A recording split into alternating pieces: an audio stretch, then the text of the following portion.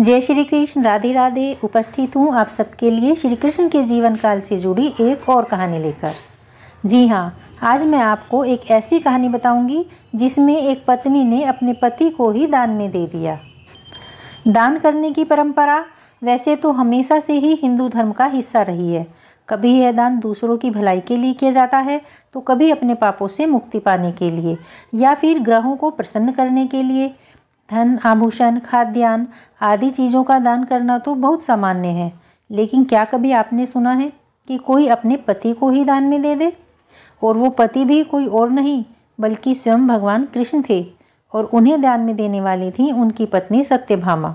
यूँ तो भगवान कृष्ण की 16,108 रानियाँ थीं, लेकिन उन सब ने अपनी इच्छा से श्री कृष्ण को पति के रूप में वरण किया था। उनकी 3 पटरानी थी जिनसे उनका विधिवत विवाह हुआ था, रुक्मणी, जामवंती और सत्यभामा। उन सब में से सत्यभामा उन तीनों में सबसे अधिक सुंदर थी और उसे अपने अधिक रूपवती होने पर बड़ा गर्व था।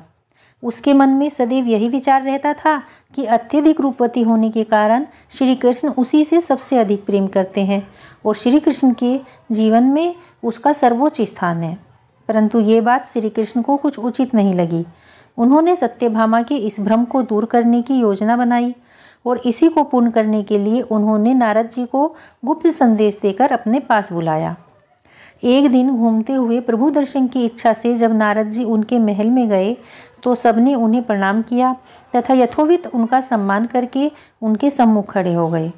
यूं ही बातों बातों में सत्यभामा ने कहा, हे महर्षि, आप मुझे ऐसा आशीर्वाद दीजिए कि अगले जन्म में भी भगवान श्री कृष्ण ही मुझे पति रूप में प्राप्त हों। नारद जी बोले, हे देवी, ऐसा हो तो सकता है, परंतु इसके लिए कुछ नियम है। तब सत्यभामा ने कहा, हे महात्मन, ऐसा क्या नियम है, आप मुझे बताइए। मैं अपने प्रभु को जन्म जन्मांतर तक पाने के लिए सारे नियमों का पालन कर सकती हूँ। तब नारद जी बोले, यदि कोई व्यक्ति अपनी सबसे अधिक प्रिय वस्तु इस जन्म में दान करे तो वह अवश्य ही उसे अगले जन्म में भी प्राप्त होती है। तो अगर आप भी ऐसा चाहती हैं तो आपको भी श्री कृष्ण का दान करना होगा, तभी वे आपको अगले जन्म में भी प्राप्त होंगे। सत्यभामा ने पूछा, तो फिर मैं प्रभु को किसे दान करूं? नारद जी बोले, आप हमें ही दान कर सकती हैं प्रभु को। यह सुनकर सत्यभामा ने श्री कृष्ण को नारद जी को दान के रूप में देने का निश्चय कर संकल्प कर दिया। जब अपने दान की वस्तु साथ लेकर नारद जी स्वर्गलोक को जाने लगे तो सत्यभामा को चिंता हुई। उन्होंने सोचा, बाद में अपना बनाने के लिए प्रभु को दान में दिया था, परंतु प्रभु तो अभी से हमसे अलग हुए जा रहे हैं। यह सोचकर सत्यभामा रुक्मणी के पास पहुंची और उन्हें सारी बात बताई।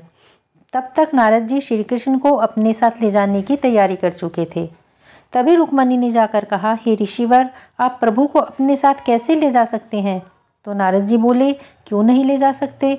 दान की हुई वस्तु को ले जाने में क्या हर्ज है, और अब तो ये मेरे हो गए हैं।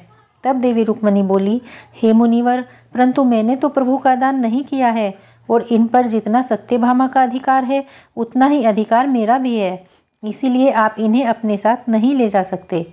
इस पर नारद जी बोले, हे देवी, आपकी ये बात तो उचित है, परंतु सत्यभामा ने इन्हें दान स्वरूप मुझे दिया है, इस कारण ये अब मेरे हैं और ये बात भी अनुचित नहीं है।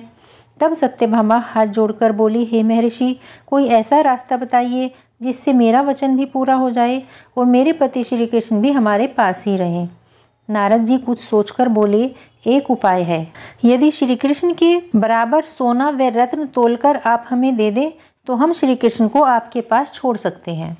तब रानी ने खुश होकर तुलादान की तैयारी करने को कहा। तब तराजू के एक पलड़े में श्री कृष्ण को बैठाया गया तथा दूसरे पलड़े में रानी ने अपने आभूषण चढ़ाने शुरू कर दिए।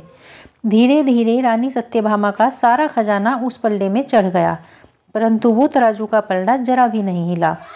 यह सब कुछ देखकर श्री कृष्ण मन ही मन मुस्कुरा रहे थे। वहाँ खड़े लोग आपस में तरह तरह की बातें करने लगे। यह देख सत्यभामा ने कहा, यदि मैंने इन्हें दान किया है तो मैं ही उबार भी लूँगी। यह कहकर उन्होंने अपने सारे पहने हुए आभूषण भी चढ़ा दिए, परंतु पलड़ा तो हिला भी नहीं। यह देखकर मैं बड़ी लज्जित हुई और अपने किए पर पछतावा करके रोने लगी। यह देख श्री कृष्ण ने रुक्मणी जी को सत्यभामा की सहायता करने का इशारा किया। रुक्मणी जी ने उनके इशारे को समझा। वह मंदिर में गई और वहाँ से एक तुलसी की पत्ती लेकर आई तथा उस पत्ती को स्वर्ण आभूषणों के पलड़े में रख दिया। तुलसी दल रखते ही तुला के दोनों पलड़ों का वजन बराबर हो गया। यह देखकर रानी सत्यभामा बहुत शर्मिंदा हुई। उन्होंने श्री कृष्ण तथा अन्य रानियों से क्षमा मांगी। उन्हें अपनी भूल का एहसास हो चुका था। यह देखकर श्री कृष्ण बोले, जीवन में अगर कुछ करना है तो निस्वार्थ प्रेम करो। अगर स्वार्थ के वशीभूत होकर कुछ करते हो तो अपने जीवन की बहुत सी वस्तुओं को खो दोगे। तब नारद जी तुलसी दल लेकर स्वर्ग को चले गए। रुक्मणी श्री कृष्ण की पटरानी थी। तुलसी के कारण ही मैं अपनी व अन्य रानियों के सौभाग्य की रक्षा कर सकी।